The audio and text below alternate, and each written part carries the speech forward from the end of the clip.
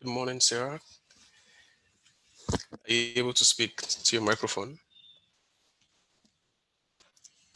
Hi there, can you hear me? Oh, yes, great. I Okay. can hear you. All right. We'll be starting in about 2 minutes. Just waiting so we can have more attendees and we can go ahead and start.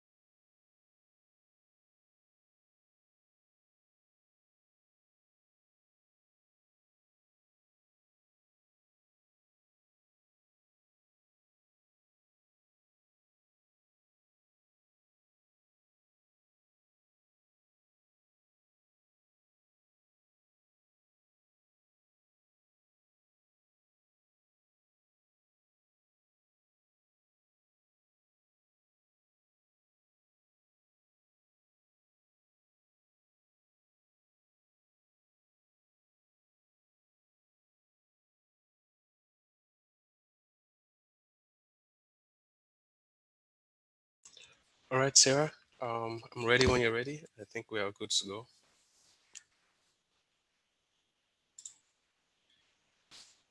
Great, thank you, Abulaji, and good morning, good afternoon, everyone. Thank you so much for joining us for this morning's YouthLead webinar, Youth Engagement During the COVID-19 Pandemic, a Case for Youth Leadership.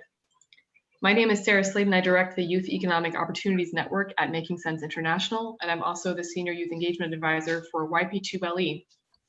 I'm joined by the rest of our team. Christy Olenek is the Director of Learning and Evaluation for YP2LE. Maria Brindelmeyer is the Knowledge Management Specialist for YP2LE. Rachel Stepka is our Communications Manager.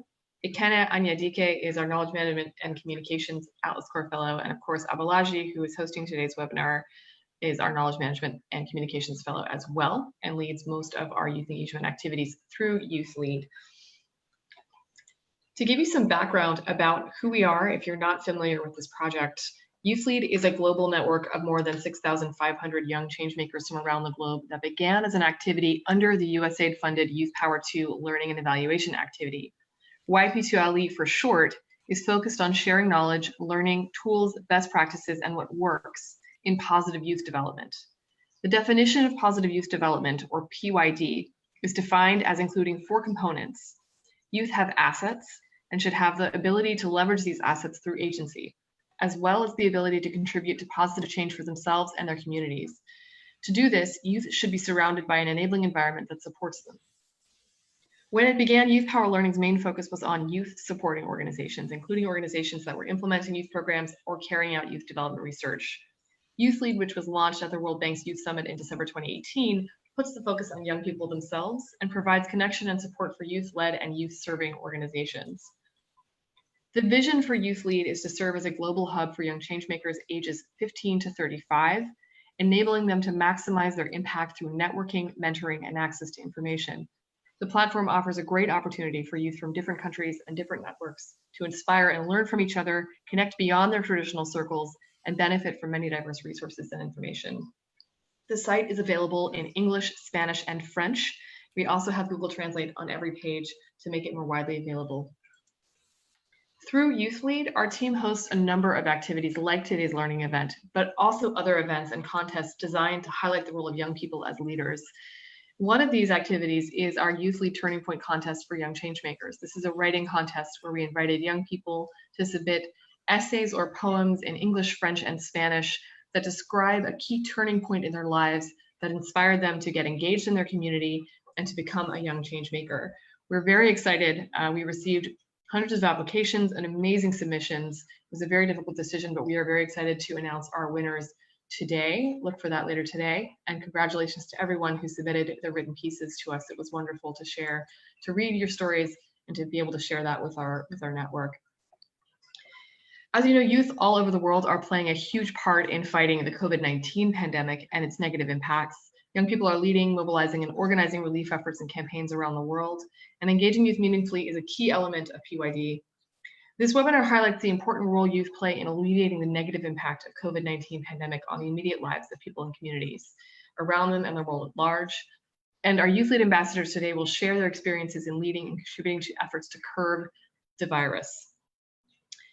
As part of the Youth-Led Acts of Good campaign, participants will also learn strategies to better engage youth in their local communities, especially during the pandemic. So this webinar is kind of part of a larger overarching set of activities designed in response to the COVID-19 pandemic.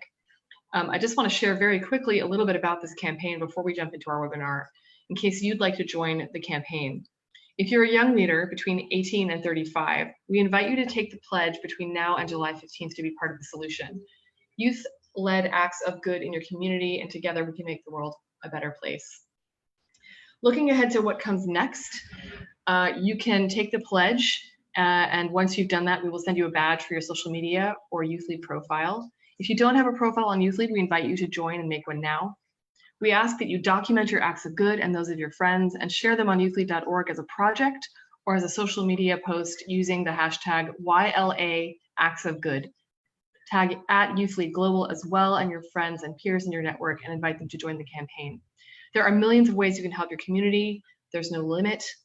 We have a number of examples on the website of things that you can do to serve your community, whether as a volunteer, a service project, or virtual meetup, etc. We want you to stay safe, but there are ways you can engage and support your communities. We also highlight some of the acts that youth supporting organizations and funders of youth programs are taking to support youth during the COVID-19 pandemic that can also be found on the website.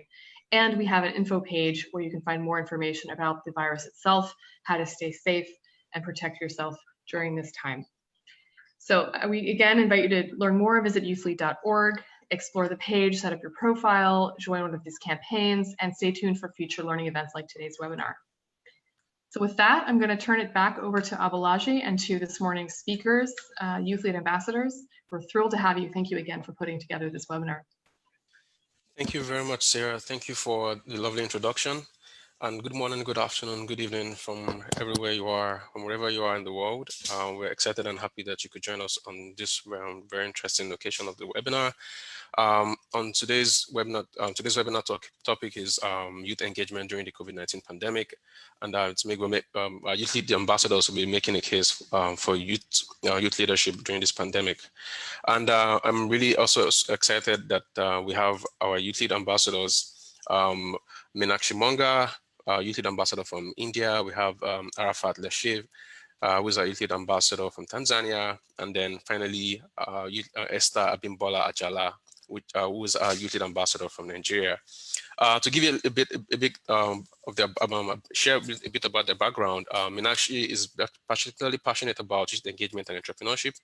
And Meenakshi was an Atlas Core Fellow, Presidential Principal Fellow, and Starting Block Fellow, with more than 10 years experience in health, child development, emergency response, and youth engagement.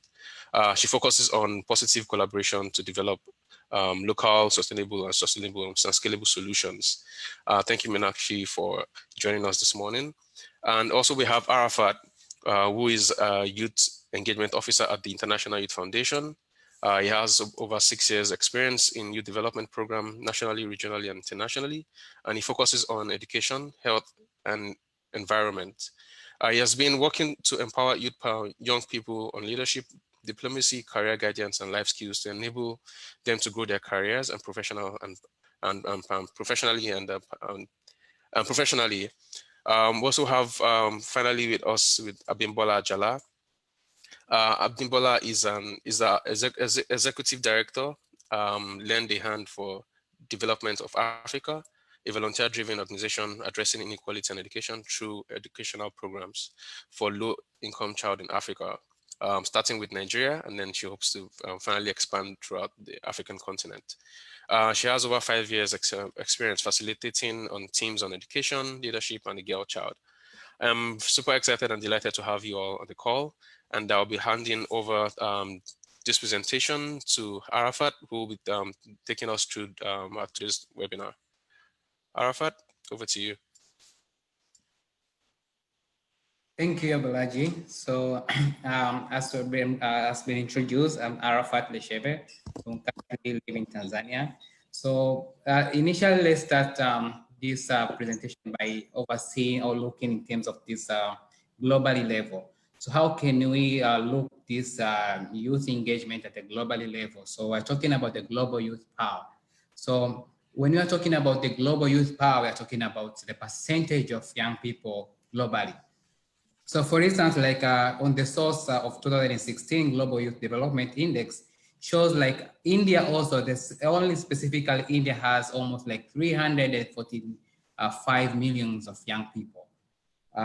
And not only for that, but also coming back to Tanzania content, it's also almost like 60% of a population in Tanzania is young people. So through having this power and it shows like really now young people has a lot of power if we invest on that that angle. So that's also about the coming back even in Nigeria, my fellow Nigeria, Abibola will also share that like they have a large number of percent of young people in coverage. By saying that shows that, okay, globally, young people are scattered, moving across globally, across the continent, but not also moving across the continent. They have things that they have a power on. They have things, or they have a future on thinking around their perspective, thinking around their vision, thinking about what angle do they really need to focus on that say. So having this picture in a global level, it clearly shows that how much does we as development stakeholders, how much does we young people ourselves, for example, I myself, which kind of a power that we need to influence the change that we need, or which kind of a power that we need to utilize it so that we can articulate the thing that we are looking forward. So I'm also ending to Abiola also to share kind of how big the impact or how big the percentages of the population in Nigeria. Thank you so much, Arafat. And once again, it's really a pleasure to be here. So first, I'd like to say that from my personal experience in Nigeria, it's important to note that youth and the young people are truly the driving force for meaningful engagement, because we have a large chunk of the population being youth. So it becomes extremely imperative that young people between the ages of 16 to 35, which constitutes a large number in different sphere of the country, are given a voice to lead and to also amplify changes in their various communities. So in Nigeria, we have a lot of youths in different engagement, not necessarily, we are not there where leadership, where governance, is concerned yet. However, in management, in different sectors where power and leadership is connected to our music, our movies. We have a lot of young people who are blazing the tail and making sure that they give a voice to everything that they do. Yeah, over to Munger.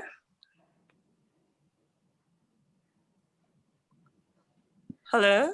Thank you everyone for having me, the Youth Lead team. It's very well explained by my co-facilitators about how global youth has an important power within them.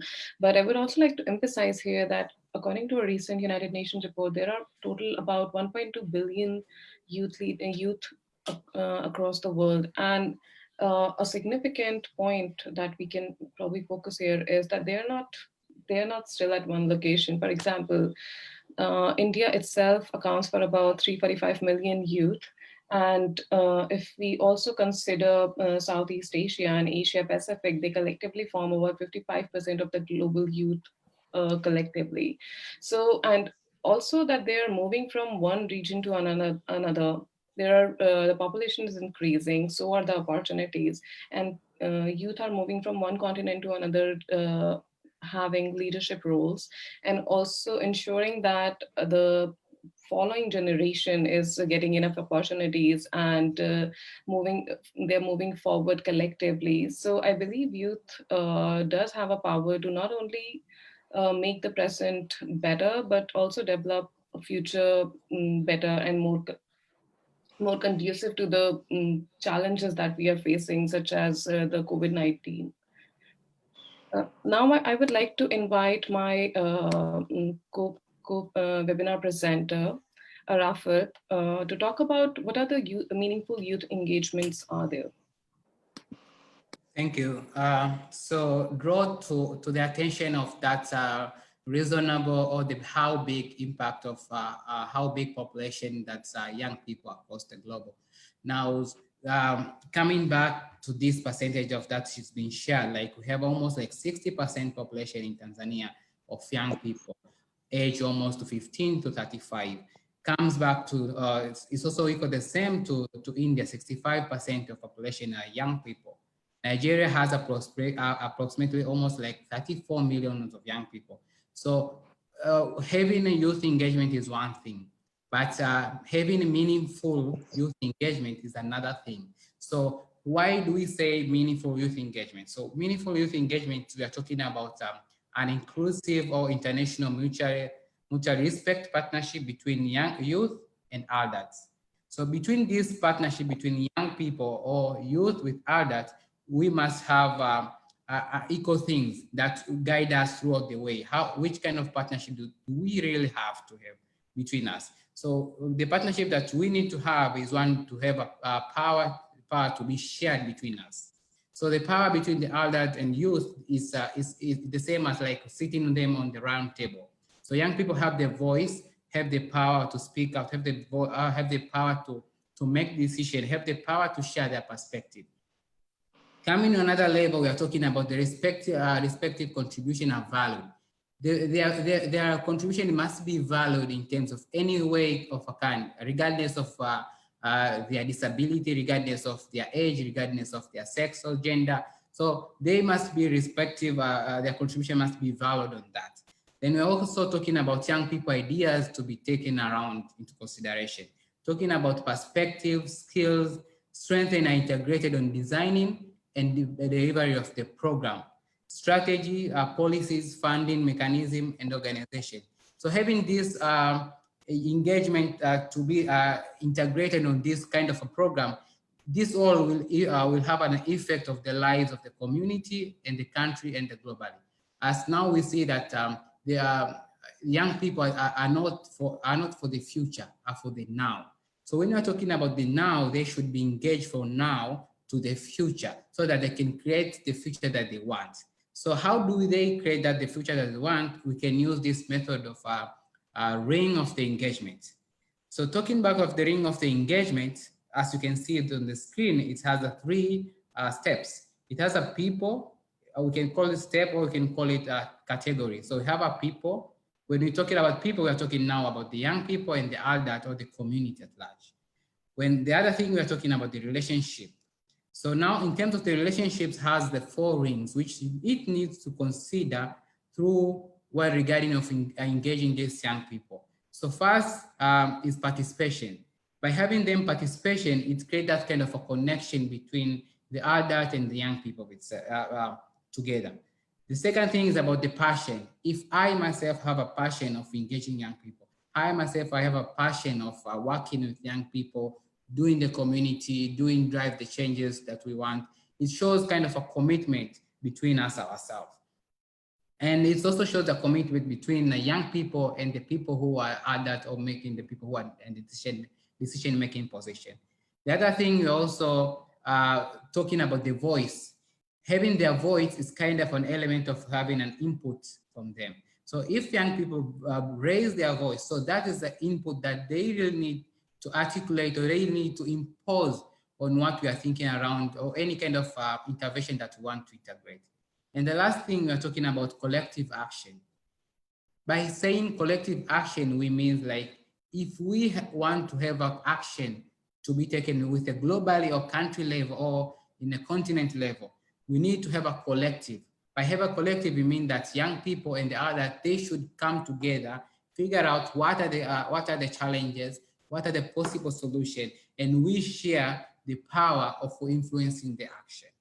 So that's how the ring of engagement that we are looking upon to better have influence on the meaningful youth engagement. Next. So after having a meaningful youth engagement, now how do we utilize meaningful engagement? There is this approach that is called positive youth development. So positive youth development is an approach that is integrated between the program, or the long form of the PYD is a positive youth development programs, positive youth development. So by saying positive development definitionally, it's about both philosophy, it's a philosophy, but as well as a programmatic approach for supporting healthy, productive, and engaged youth as grown into adulthood. And this, the PYD approach rests of the ideas that youth with more development assets are more likely to enjoy academic success, also have the greater economic perspective, be more civilically engaged, and be more health in the long-term frame. And not by having this kind of definition now gives back to the definition that is written on the slide, shows that a PYD program recognize youth inherent rights and result in youth who have assets. Now, what kind of asset are we saying this here?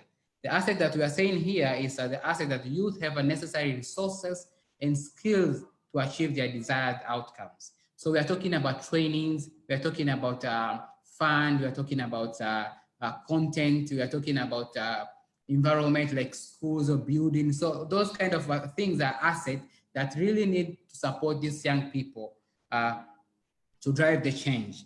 Then the next thing is the ability of leveraging those assets. Now, this is the point of urgency. So what urgency does this mean? The urgency is youth have ability to employ their assets and aspiration to make their own decision about their lives and set their own goals.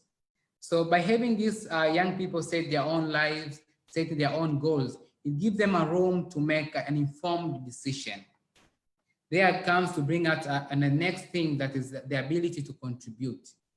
Then when we're talking about the ability to contribute, we're talking about youth are encouraged, recognized, and able to be involved in and lead through various channels as sources of a challenge to their own and their community positive development. So talking about the contribute, so these young people, we are putting them at the center level. So when anything that we want to be developed, we should think young people at the center, at the middle.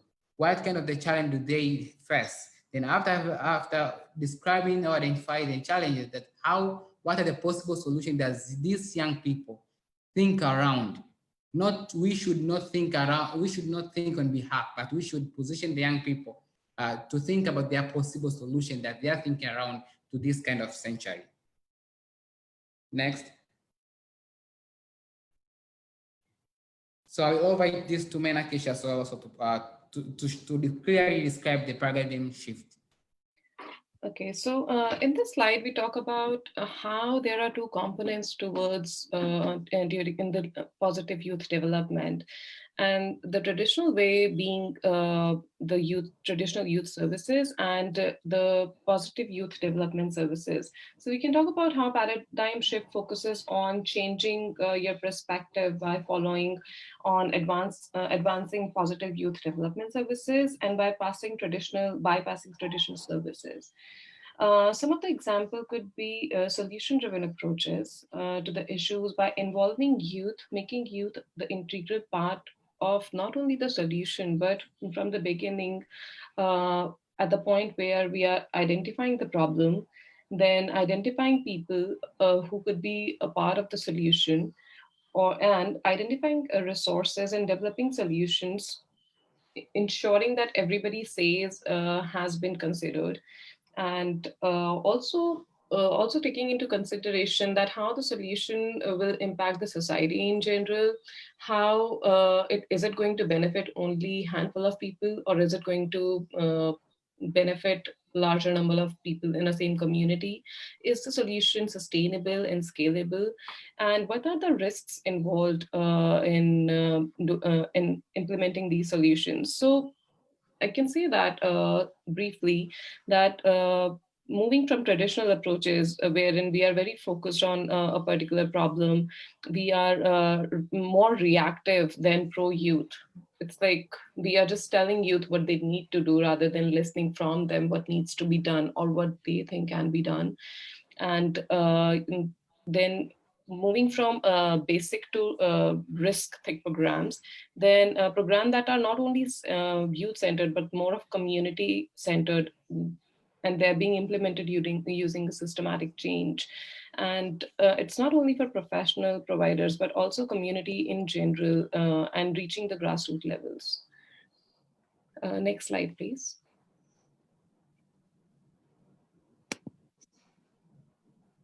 Okay, in this slide, we will talk about why youth engagement is necessary.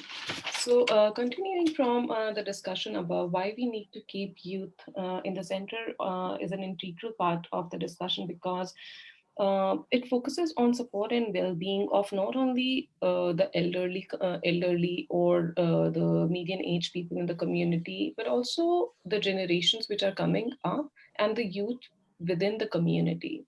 Youth has such a power to, collaborate with so many people, not only their age, but the people older and younger to them, and people available not only within their own community, but outside the community as well.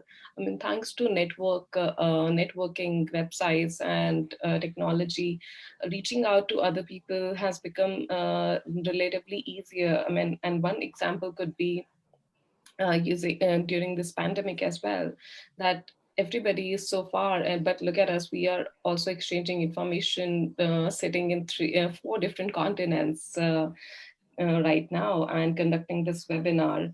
So technology has certainly a very critical role to play. Then also because I believe that youth also not only they don't not only they don't want to just gain for themselves, but they also want to empower their own youth around them and provide opportunities for youth which are either associated with them or not even associated with them. One example could be, last year I had a chance to attend a World Bank program wherein there were about 200 youth from across the world, and we had such a great time together because there were youth from such a diverse community. Everybody was working towards a solution, and because they had so many different experiences, there were instances where a solution to a problem has already been developed in African region, and in India, we were still trying to figure out what could be possible solutions. So a solution exchange is, which I believe it's an important part. Then moving forward, when we talk about critical thinking and collective action and youth voices, it focuses on ensuring that all the resources are taken into consideration, and it again derives from seeing the strength in diversity and solution. Then moving on about the civic engagement, I think most importantly, civic engagement is recognized as an important component of a youth development because it helps bind human and social capital. It is an important tool to educate youth about rights and responsibilities as the citizen of their own countries. It is a deriving force for community, national, and international development. Civic engagement, on the other hand, it also plays an essential role in strengthening the democracy and preparing informed citizens and promoting their participation in civic life of their community. So if early on a child has understanding about his or her own rights and responsibilities, by the time they reach the youthhood or the adulthood, they already have information about what is right and wrong, or I would say a better understanding and perspective about what is right or wrong, what could be the implications of certain policies or decisions that are being made by the government. So they can certainly use their rights to vote, right to educate, right to raise their voices when the time is right, and play a vital role in taking the informed decision and choices which would not only impact their own lives but lives of generation to come, and lives of their community and at national and international levels as well. Next slide, please. In this slide, I would like to invite Arafat to talk about what has been his experience about youth engagement in his country. And moving on, we will also talk with Abimbola on the same topic. Thank you, Menakesh. So I think in this slide, I will talk more about coming back. I think we already had more about why youth engagement from Menakesh. So coming back, draw that to attention in experience perspective as an individual level. So for example, I myself, I've started volunteering since I was in high school. I started joining the different various clubs. For example, I had been joining a Youth of United Nations clubs. It's a club that was initiated within the high school level. I also joined TUIVA, where is Tanzania Youth Vision Association.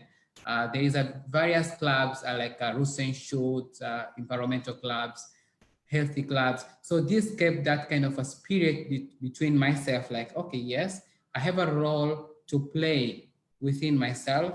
I have a role to play at my time, at my age, but also to create the future that I want. So having that kind of experience shows me like, okay, now young people, if they really need to be engaged, if they really are engaged on the various stages of the program, in terms of designing process, in terms of implementing process, in terms of monitoring, and also in evaluation of the program, then these young people, we really had value, we really have to receive that kind of value, but also have a very good input on the project cycle. So that comes also in my intention. For example, I've been volunteering from high school, and when after volunteering, rightly after volunteering, then I joined IYF as a youth engagement officer.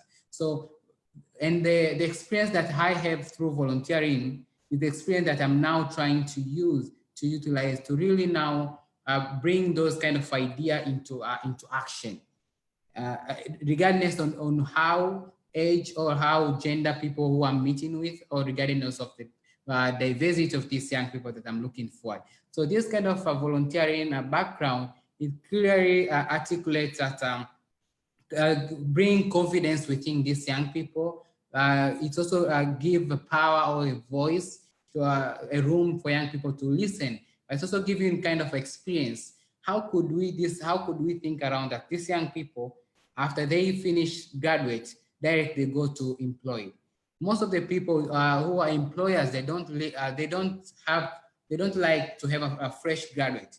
But if these young people are given chance to do an internship, if these young people have been involved on a volunteering program from the start, these young people have been engaged in different various programs. It can be in a community level, local government, or it can be a program level as an NGO, or even it can be even in a school level. So these young people create kind of a confidence whereby I say that youth engagement science is more about the passion that you really need to have. And it's also about to share or to raise youth voice. But the last thing is about building the leadership capacity of these young people that we see now. If we don't create the leadership capacity now, then we clearly now we need to think around who are the leaders that are coming on the next generation. But if we put in the place these young people today, giving them the capacity of leadership, soft skills like life skills, entrepreneurship skills, critical thinking skills, these young people will clearly articulate or create or come in with a positive ideas or solution that solve the challenges that they face young people. So why youth engagement is when young people have an active voice and engage in the different program, they clearly have make choice about their participation activities, give meaningful input in the program, and also influence the program to run. So I also invite to Abiola to share about how youth engagement involved in COVID response.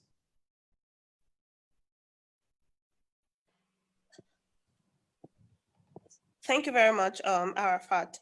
I think it's imperative to say, why not youth engagement? Because the truth is that the youths are actual drivers. Youth understand the challenges of the present time and can offer tailor-made solutions to those challenges. I'll give you a vivid example. We have the COVID pandemic on our hands right now, and a lot of organizations are looking to the restless youths, in quotes, the amazing youths who have tech-inclined solutions to help them through this period. So this brings me to the point to say that every time we neglect youth or remove the youth out of the equation, we are neglecting an opportunity for innovation and a lot of empowerment. We now see a lot of organizations embracing the capacities that youths have where tech is concerned, where community engagement is concerned, hence the reason to empower our youth early and empower them with leadership abilities through the different process, and not just a tiny bit, but through the process of implementing the policies and actively through the whole process, which brings me to the point of understanding why involve youth in responding to COVID. Like I said earlier, especially in Nigeria, we are looking to youth to offer solutions that would prefer engagements that are necessary for this period, that are not archaic, that are very flexible in handling. I was nominated as part of the youth to work on a community outreach to give out food materials. And it was important to see that I had to work with youth like-minded like me, who understood the problems of each communities. When we're talking to a teenage pregnant mother, we understand what she was going through, and it was able for us to provide solutions to the government to be able to reach out to her. So reaching out and putting youth in the process helps in the implementation of beautiful innovations that we need right now. And according to the UN, the plan is to address COVID, engaging more youths that are affected by the pandemic, using the social, especially with the social economic impact. The large crowds of youth that we have in different countries now begins to show that if youth are not meaningfully engaged, we'll see a lot of crime rates and vices. But when we have implemented policies, when we've advocated for youth and we've understood their challenges, it's easy to now begin to provide solutions that will curb those vices. It's also imperative to note that youth are among the most active in global process everywhere and anywhere. So don't put them at the background, but involve them through the various process of making impact and sustainability. More than 65% of the population are young people globally. That's a known fact. That's a non-breaker. So if you have 65% of a population, that's more than half of the population. Hence the reason involving youth isn't isn't something that should take the background, like I said, but the center stage, then young people have more passion and creativity that can be used to support community on innovative solution. We are flexible people. I like how we say something in Nigeria that we are the ones that sabi. That means we're the ones that know what's happening. We're the ones that understand how things can be done better. So therefore, it's important that our passion and creativity shouldn't be seen as just restless, but should be harnessed to provide better solutions in making sure that the challenge of COVID is brought to bear through research and other things. That leads me to the next point, the level of participation. My fellow ambassador, Arafa, to take it from here. Thank you. So in terms, just to draw to that attention, that's how young people have been involved in COVID. Now this comes to attention to us mind. We really need to think, how do we involve? Which kind of level are we really need to involve these young people? So the minimum or the lowest involvement, that's I think most of the people, we should figure out if are we in this position or which level are we now. So the first level is non-engagement. So non-engagement, we are talking about youth as the subject. Can you go next until it's over the slide?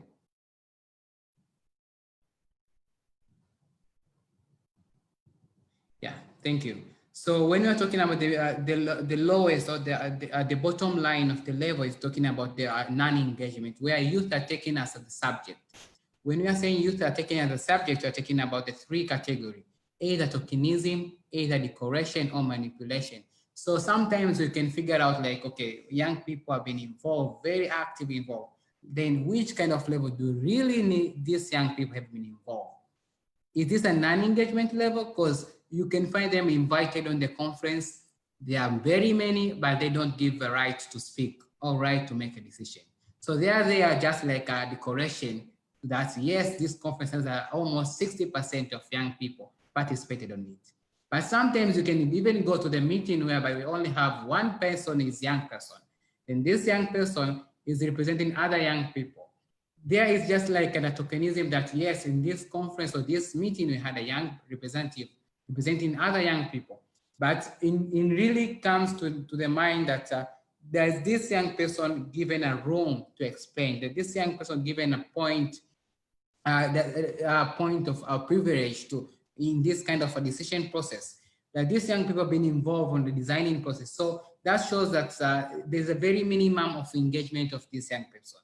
The next level is about the partial engagement, whereby youth are taken as a receipt. So youth are just there to receive what is comes over.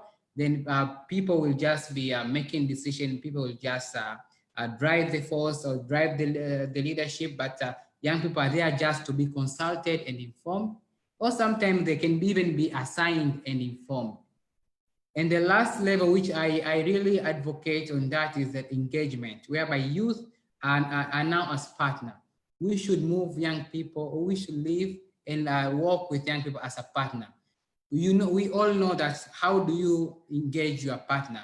You walk and talk. So most of the time, every step you move forward, even a young person move another next step. So that's the level whereby young people is full partnership within the project or within the activity or even within the decision process, even a kind of a designing time. But also young people is a youth driven. So let these young people drive what they have inside themselves, and you can guide them and all consult them.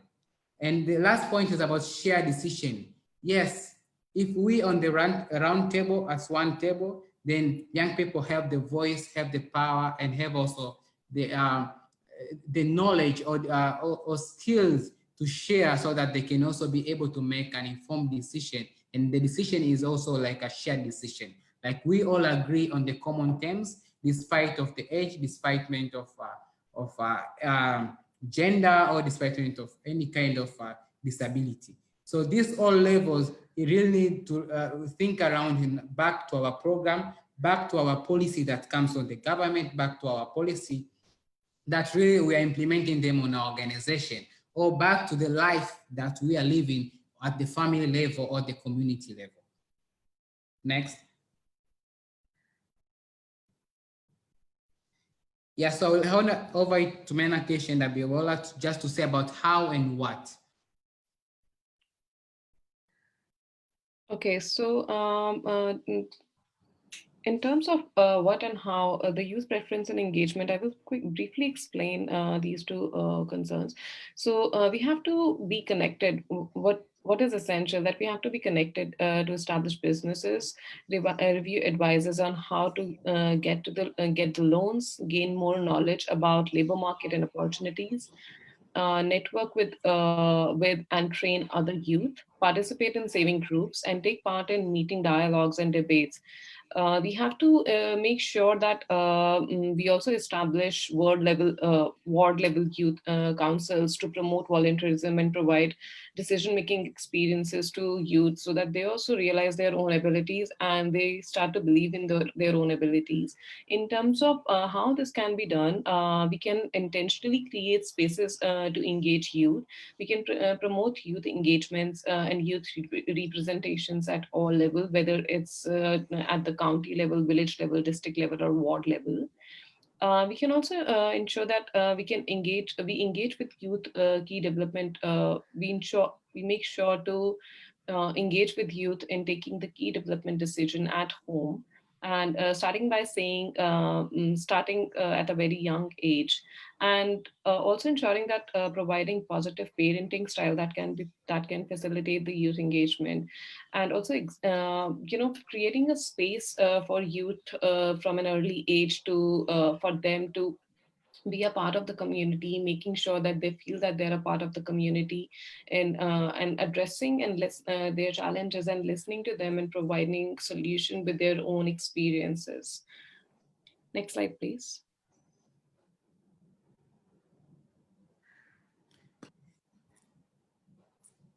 Thank you. So coming back to what Menake has said, so I'm just drawing attention of a critical example that I've been working with IYF as a youth engagement officer. So we have I have like 3 examples of how do we engage young people in the process. So one of the example, like this is one of the project that we've done in the TVET system.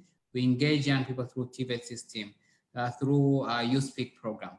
So the program aims to more about generating more data and information from youth by youth that will understand the challenges, their hopes and aspirations of TVET participants, their trajectory story, transformation experience through their program, and how. So how did we do this? Then we just did this by through various methodologies. So what we did, we created a TV program production, which is called Kijana Ongea. You can just go through YouTube channel and search it, or search a website written www.Kijana Ongea, and you can view all of these outcomes or all of this impact that it was brought from this program. The next is about, we did about the youth diaries, we did the focus group discussion methodology. We disseminate this communication through the channels that young people are going through, like social media, website, Instagram, most of the channels that young people are engaged with. And the last time we also engage these young people to validate the information before even dissemination process. And this program has impacted a lot of youth, community, youth development stakeholders, and the government. Next.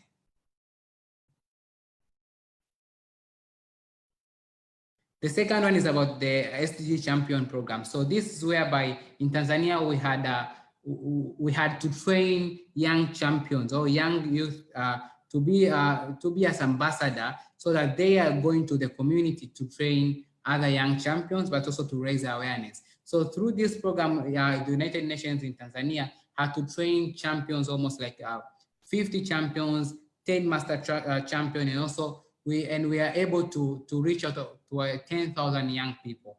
And the role of this champion was very critical, because they play as a critical thinker, innovators, communicators. They also play as a change makers and the leaders on the program. So this program have brought a very big impact in Tanzania level, because most of the community now have articulate or understand what are the SDGs do they mean, and every person needs to know their roles and responsibility on achieving the Agenda 2030.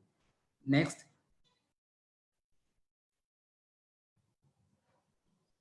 And the last one is about the, we also use this methodology of a Kiongozi Fellowship Program. So it's a program that we initiated last year, whereby it was partnership with Irish Aid. So we led an initiative called Tanzania Kiongozi Fellowship Program, whereby the goal is more like a youth engagement to develop an authentic youth engagement approach and livelihood model through youth-led research and co-designing process. So through this program, these young people have been trained various skills through various workshops. Then they end up created 9 case studies from different angles. So other young people created case studies about their healthy, vocational training, other ICT, other of them are life skills. So these case studies they go back to their community to work on those case studies. So we really see that the impact of these young people now, they're going to make changes on the community for the solution that they brought themselves on their mind. Next.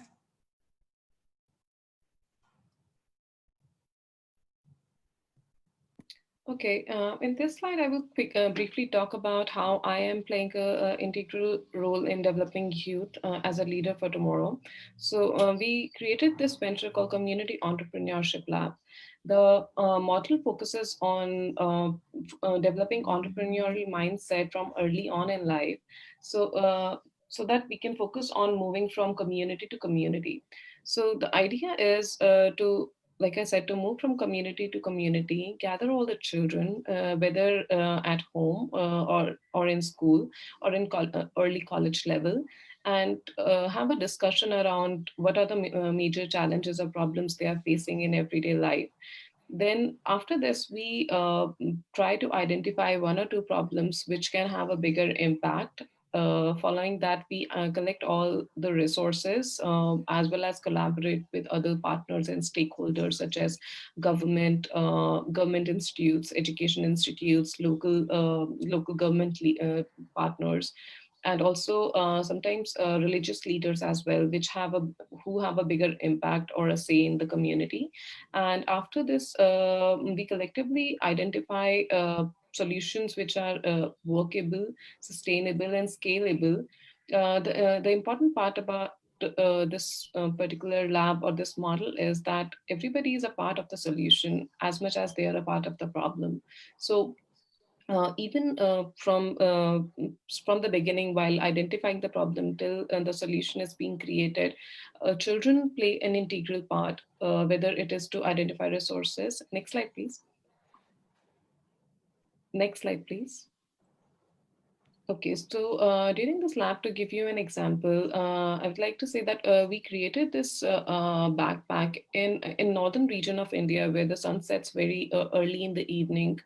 We came across a challenge that children are having hard time in coming back from school or engaging in different activities once they are back from school. So we developed this backpack called Jugnu in collaboration with Indian Institute of Technology, Guwahati, and another group which is called Scientists Beyond Borders, in which we developed a lab at the community level, took on board children from school and mothers from communities, and gathered all the resources such as which were related to technology or the financial resources, and collectively came up with this idea of creating a backpack which has built-in light um, along with a solar panel, so that it gets charged while children at school, and on the way back they can always use it to make their own path to ensure that they are safe. And after reaching home, they also used the backpack light from the backpack to conduct other activities. So during this program, we have already impacted about 3,000 youth and 50 communities in the year 2019 and 20 itself. And the focus is on early entrepreneurship and community building and youth advocacy. And the areas which has increased the children's interest as an impact from this program is STEM, design thinking, technology, and innovation. Next slide, please.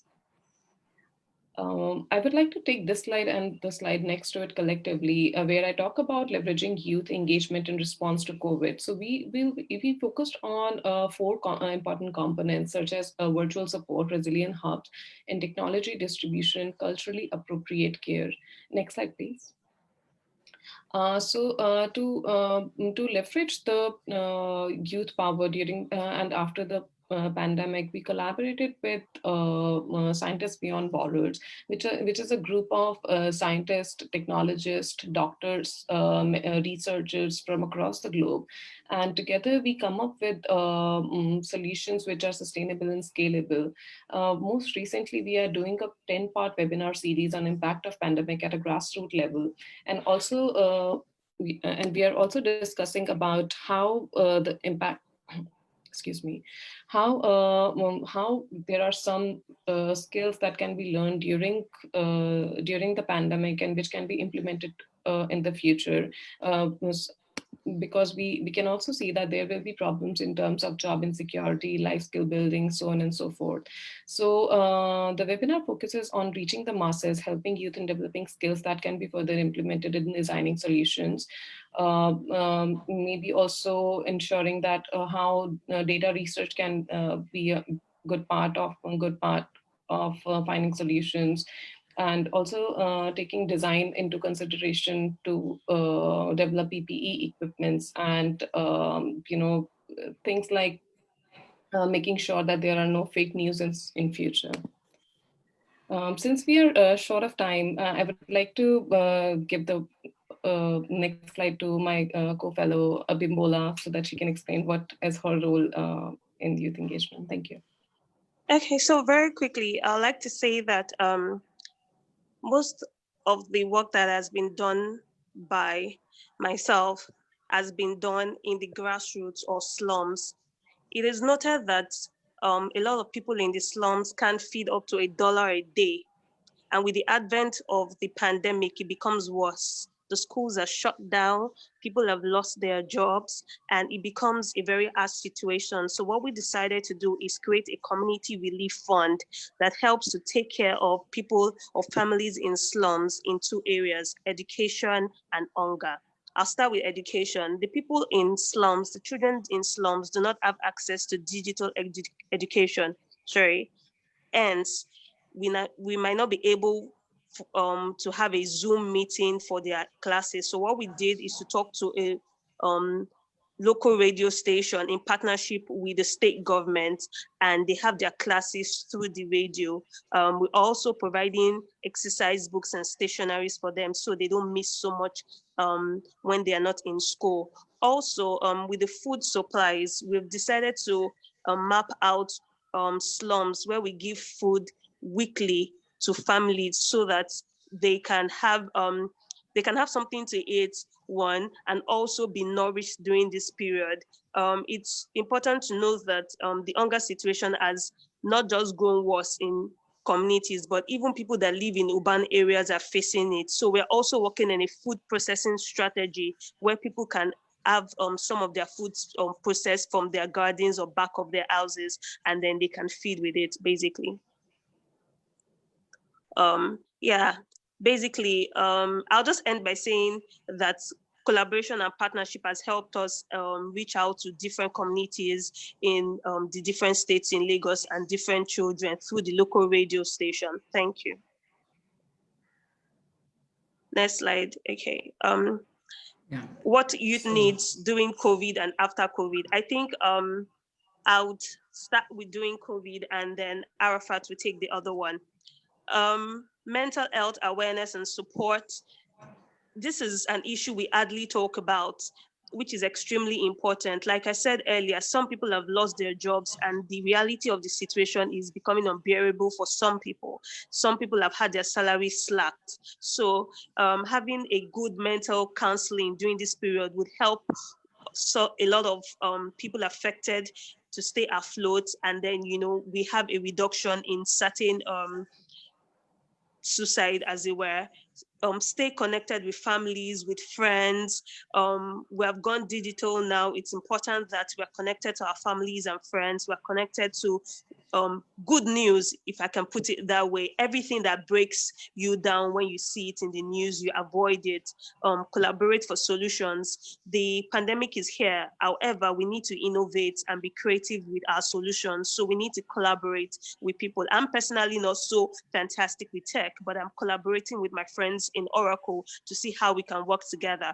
Resources, knowledge on preventive measures, transparency on information. Please do not spread fake news. When a news is authentic, let's spread it, but let's avoid any form of fake news so people would not panic. Counseling, if you have to go for counseling or therapy, please do. If you need to talk to somebody, please do. Do not shy away from it.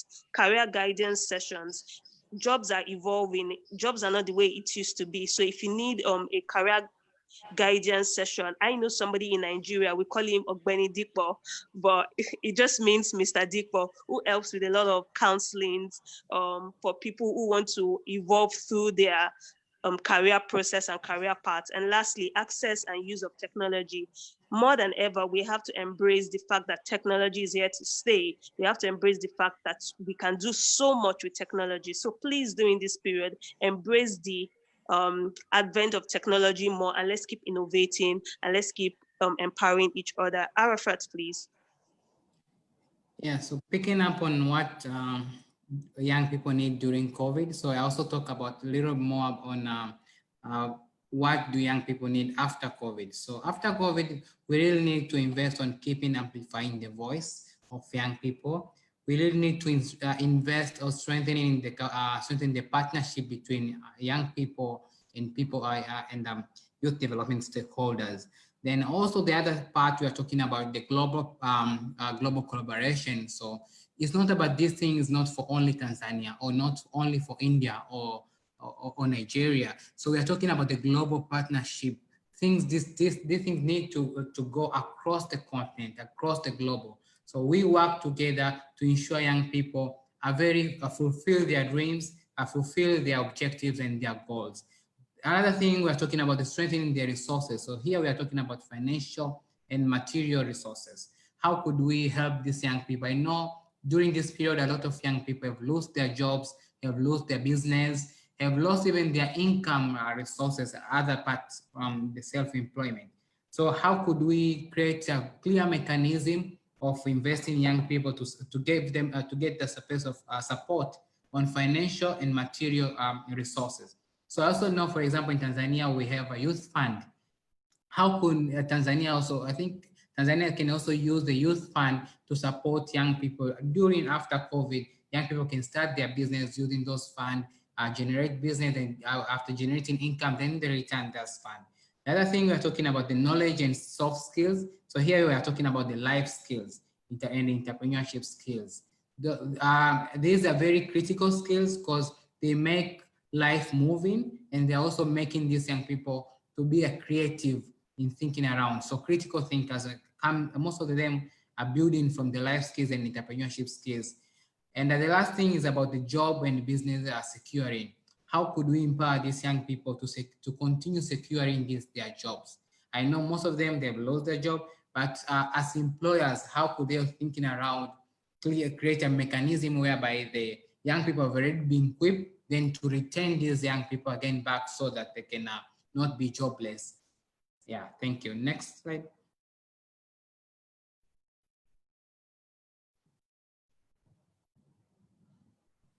Yeah, so here I think we are talking more about leveraging social media and maximizing youth engagement. So I think social media is a very big tool where we can pass through the message and also transform the lives of people who are now moving digitally.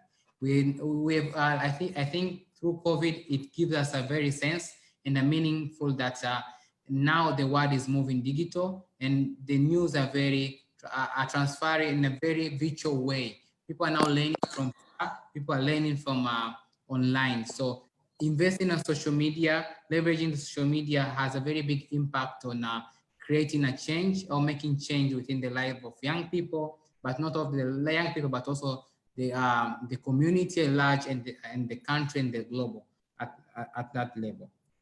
Next. Yeah, so in terms of the good practices, I think what we need to articulate from this webinar, first, using the positive youth development approach from program design, monitoring, and implementation. Secondly, we're talking about providing safe space for young people, for example, platforms. Third thing, we're talking about engaging youth through social media and other media platforms. Other thing we're talking also, furthermore, we're talking about using the global 2030 agenda theory of leaving no one behind by making young people lead the process. Another thing, utilizing different platform or methodology of engaging young people, such as youth dialogues or technology. Last but not least, we are talking about building the soft skills, strengthening their capacity and knowledge towards achieving their goals.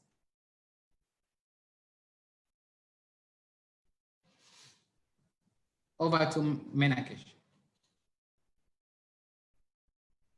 Okay, I will quickly talk about what are the, excuse me, what are the practices, I'm sorry. What are the good practices? And actually, Bolaji, can you move into the next slide, please? Yes. Okay, so what are the benefits? I mean, like I said in my previous example, it creates a sense of ownership and membership when you are a part of a problem and solution as well. It helps in gaining a lot of confidence. It makes the program more innovative and collaborative. Especially when it comes to data accuracy in terms of data and minimizing the fake news.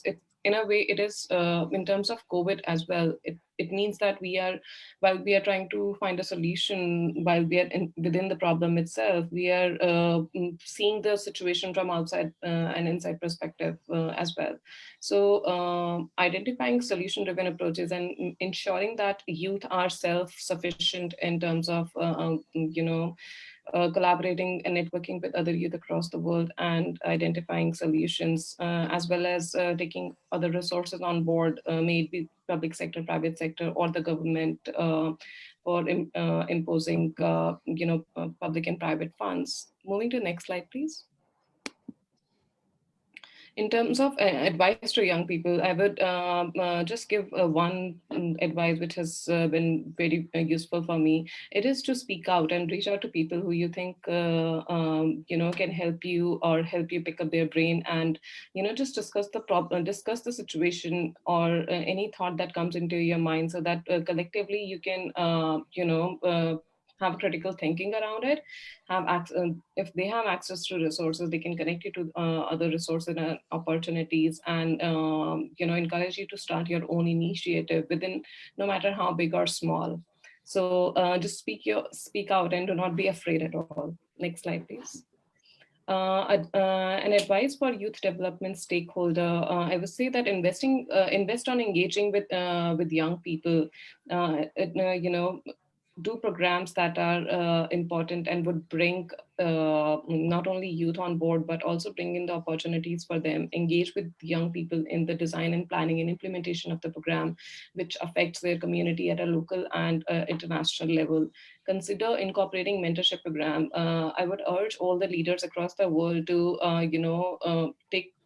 think about it, about taking 1 hour every week to mentor a youth, maybe within your own community, maybe somebody from sitting 1,000 miles away, who resonates with your ideas and who can really help from the resources which you have access to. And I'm sure somebody helped you when you were young. So it's a part of paying forward. And okay, so in terms of, this is the last slide of our webinar, and I would say that in terms of what role YouthLead had played for me is it has given me an ample amount of resources.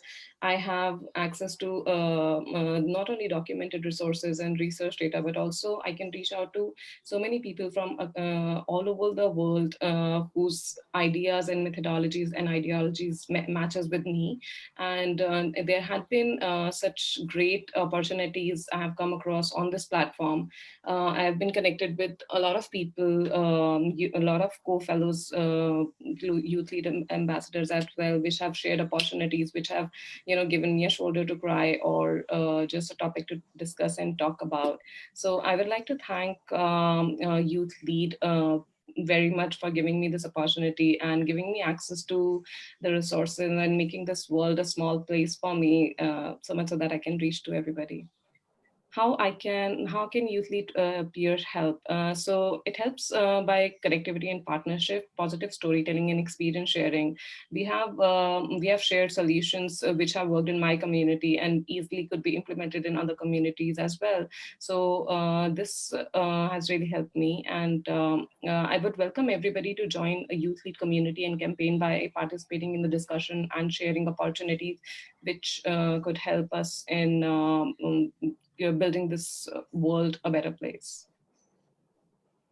Next slide, please. By this, I would like to invite all the youth world leaders across the world listening to this webinar, maybe now or maybe at a later stage, and also the peers to come forward and pledge that you would try and invest time and do everything in your power, whether it be giving 30 minutes a week or 30 minutes a month to another youth to help them in any way you can, or whether by sharing opportunities and or just providing emotional or psychological support, in any possible way that you can. And I would start by pledging myself that I look forward to supporting as many youth as possible, and to encourage everybody, I will try to share it on social media as much as possible. So thank you very much. All right, thank you very much, Meenakshi. Thank you, Arafat, and then thank you, Abimbola. I know we're really short of time, and so for this reason, I'm just going to be asking you all a question, and then you can all treat turns. So my question is that first to Meenakshi, is at this period of COVID-19, what have you seen to be the most challenging for youth in in your country right now? What challenges have you seen to be very, very important for you, to be challenging for youth right now in your country, and how do you think these challenges can be solved? Okay, the India is facing a huge challenge in terms of we took a really good step in terms of shutting down the country early on to decrease the spread of COVID. But now that we have access to more testings, there are this led to the fact that there were less tests being done earlier. And because the country wasn't shut down, a lot of people, especially the migrant workers, they had to move to their own respective villages and communities because they had no place to go work and earn their daily wage so that they can support their families. So there had been people who are walking and cycling thousands of kilometers just to get from northern India to the southern India where they live, or other way around. And in terms of how youth has been playing an important role to overcome this challenge is that I know a lot of my friends, myself including, that we are trying to provide food and care packages to as many people as possible. We are trying to arrange bus and other transportation services for people so that they can reach their homes safely. And also ensuring that they have enough access to resources on the way, whether it be food, whether it be sanitary products, whether it be sanitary tissues for women, and other medical supplies. We are a very small group, and the population is huge, but we are trying everything we can in order to resolve this. On the other hand, we are also ensuring that we have access to all the resources, all the webinars that we are trying to create, ensuring that there is less of fake news, there is more of research-based activities, and the right information is being spread throughout the country. Thank you, Meenakshi. Abimbola, this question is for you actually. And then I know right now in Nigeria, there's been various news circulating right now. For example, saying that the COVID-19 really doesn't exist, and then this was all is calm. Can you state unequivocally that this COVID-19? Can you just share your experience and then state unequivocally that COVID-19 is really not a joke? Okay, so I like that you asked me this question. It's like you're following me online. However, I would say this, that I've been to not less than 8 communities, and this comprised of over 10,000 people. especially in the grassroots and slums where my operations is. And I can tell you categorically, if we have 10,000 people, 8,000 of them do not believe that it is right. I'm releasing a video this night on my social media, and then I can't even explain how a lot of them feel like it's a joke. They're not taking preventive measures. Those that are very lackadaisical about it. The information at the grassroots is not enough. I see a lot of campaigns going on, but people at the grassroots do not have access to telephones, smartphones, the television.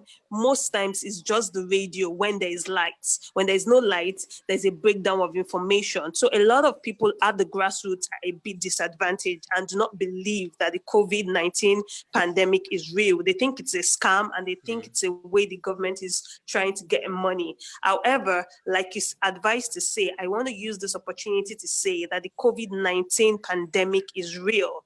I personally lost a donor's father-in-law recently. My friend also just came back from the isolation center 2 weeks ago. So yes, it is real. I have come in contact with people firsthand, and I know that it is not a scam. Let us keep spreading the word, not just to people who are advantaged, but people who barely understand what it means to wash their hands or use hand sanitizers. Thank you. I just follow up on your question actually. And what do you think what do you think the role of you right now in actually debunking this kind of news or fake news?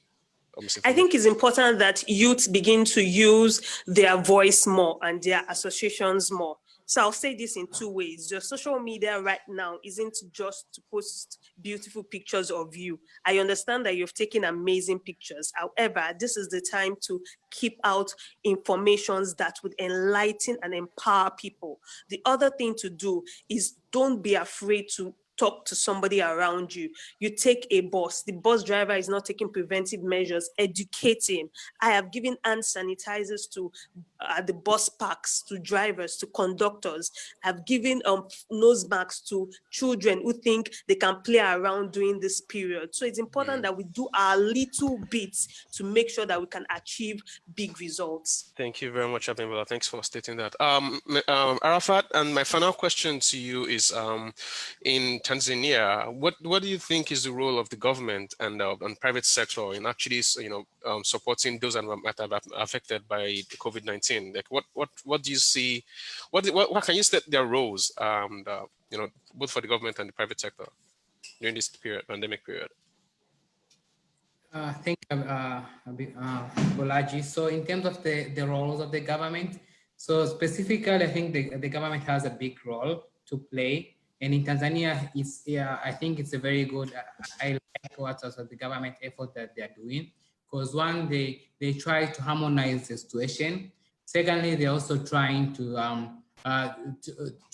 reduce this pandemic to go further, or like in terms of spreading more. So most of the community, like the government and the private sector, they've joined the forces in order to educate and also to reduce this kind of contact. So that's like, you can see like most of young people, most of the community, or most of the offices were closed, shut down. So they should stay at their home, take precautive measures. And the other thing, sometimes I think they also now, the government also try to utilize the resources of various activities initiative. For example, we initially had to do the Youth Week this year, but due to COVID, so the president had announced that the fund to be used on the Youth Week, it should be converted to be to support the pandemic. So you see that's the very big achievement, or the very big that the government are showing. But also the government, I've tried to bring together this partnership of a private sector, but also the non-governmental organization to support on like providing the PPE.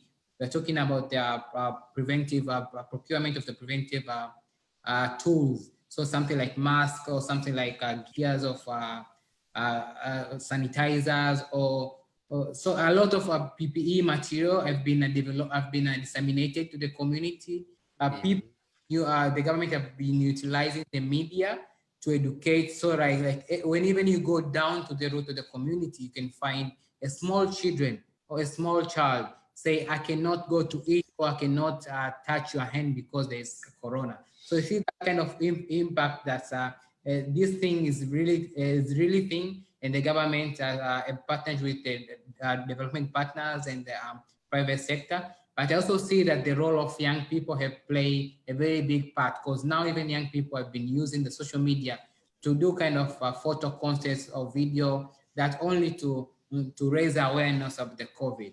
Mm-hmm. And the last part is about how the government have been controlling in terms of the communication and information. So they've restricted in terms of we should all need we cannot disseminate any information regarding the COVID or regarding how to be protective if that source is not from WHO or from the government or from the acknowledged sites that have been determined by the government. So that helps people to not live under pressure, but also help them to really know and articulate the clear information, not misleading of the information. All right, thank you very much, you both all. Really appreciate your input, and I want to give an opportunity for someone in the audience to make a comment. I would like to call on Ronald Tatenda. Ronald, if you would like to just make a comment quickly on as regards this webinar and as regards the role of youth during the COVID-19. Ronald? Okay, thank you very much, Abolaji, for this opportunity that you have given me, and thumbs up to the YouthLead Ambassadors who have been, giving us a very elaborate, presentation in terms of youth engagement during this difficult moment of the COVID-19. And most importantly, what I also wanted to say is that as young people, what we also need to be doing, especially during this moment, is, to come together and proffer solidarity amongst ourselves, and also to remember those young people who are in the communities who are not being able to access the internet or social media. So we must also engage with them using the traditional means, that already exist in such communities. And most importantly, Youth Power Learning has also developed a positive youth development measurement toolkit, which I have also shared in the chat box for the benefit of other young people who have been joining this webinar. But otherwise, thumbs up. And as young people, our time is now, and we must really be taking leadership to also proffer solutions to solve this global pandemic that we are actually facing. Thank you. Thank you, Ronald. And lastly, I would like to call on Rakshana Raksh. Rakshana, would you like to please make a comment briefly as regards the role of youth during the pandemic? Rakshana? All right, I guess she's unavailable. Okay, so thank you all once again for joining the webinar. We are really excited. And for those who have asked about how to join YouthLead, you can visit youthlead.org, sign up to be a member of YouthLead. And you can also join us on this conversation connect with us on our Facebook and Twitter handles.